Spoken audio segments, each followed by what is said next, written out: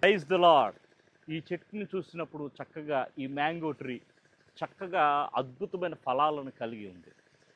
దేవుని వాక్యం చెప్తుంది, మీరు బహుగా ఫలించటం వలన నా తండ్రి నామము మహిమపరచబడును అని బైబిల్ చెప్తా ఉంది. ఇంకో మాట కూడా చెప్తుంది, మీరు మారు మనస్సు నిమిత్తము తగిన ఫలాలు మీరు ఫలించకపోతే మీరు నరకబడి అగ్నిలో వేయబడతారు అన్నాడు. అంటే ప్రభువుని నమ్ముకున్న తర్వాత మారు మనసుకు తగిన ఫలాలు మనం ఫలించాలి. బాప్తీసం తీసుకున్నానంటే ఉపయోగం లేదు, రొట్టె ద్రాక్షారసంలో పాలు పొందుతున్నానంటే ఉపయోగం లేదు.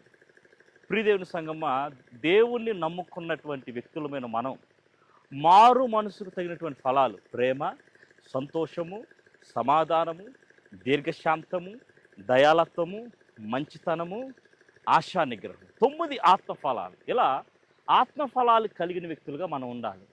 మనలో ప్రేమ లేకుండా ద్వేషిస్తూ ప్రజలను హింసిస్తూ బాధిస్తూ ఇతరుల మీద చాడీలు చెప్తూ బ్రతుకుతున్న బ్రతుకైనట్లయితే మారు మనసు లేని వ్యక్తులతో సమానం.